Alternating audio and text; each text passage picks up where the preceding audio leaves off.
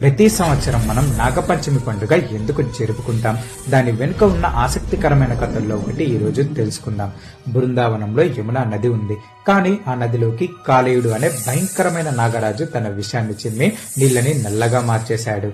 ఆ నీళ్లు తాగిన పశువులు, పక్షులు, మనుషులు కూడా ప్రాణాలు కోల్పోవడంతో ప్రజలు భయంతో వణికిపోయారు. ఒకరోజు మన బాలకృష్ణుడు తన స్నేహితులతో ఆడుకుంటుంటే బంతి నదిలో పడింది. అందరూ భయపడి వెనక్కి తగ్గిన కృష్ణుడు ఏమాత్రం భయం లేకుండా ఆ నదిలోకి దూకాడు. తన సామ్రాజ్యంలోకి వచ్చిన చిన్న పిల్లాన్ని చూసి ఆగ్రహించిన కాలేయుడు తన పడగలతో విషాన్ని చిమ్ముతూ కృష్ణుడిపై దాడి చేశాడు. కానీ కన్నయ్య మామూలోడు కాదు కదా. ఆయన చిరునవ్వుతో కాలేయుడి పడగలపైకి ఎక్కి తన దివ్యమైన పాదాలతో తాండవం చేయటం మొదలుపెట్టాడు. కృష్ణుడి ఒక్కో అడుక్కి కాలేయుడి పడగలు నలిగిపోయాయి.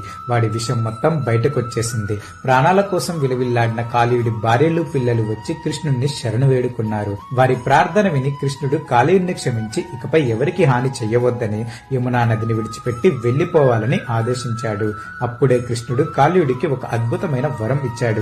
ఇకపై శ్రావణ శుద్ధ పంచమి నాడు నిన్ను భక్తితో పూజించిన వారికి సర్పభయం ఉండదు అని అనుగ్రహించాడు. చూశారు కదా, నాగపంచమి పండుగ వెనుక ఉన్న అద్భుతమైన కథల్లో ఇదొకటి. ఈ కృష్ణుడి లీల మాత్రమే కాకుండా నాగుల పుట్టుక గురించి, జనమేజయుడి సర్పయాగం లాంటి మరిన్ని ఆసక్తికరమైన కథలు తెలుసుకోవాలి అంటే ఫుల్ వీడియో మా యూట్యూబ్ ఛానల్లో ఉంది, వెళ్లి చూడండి. Download ShareChat.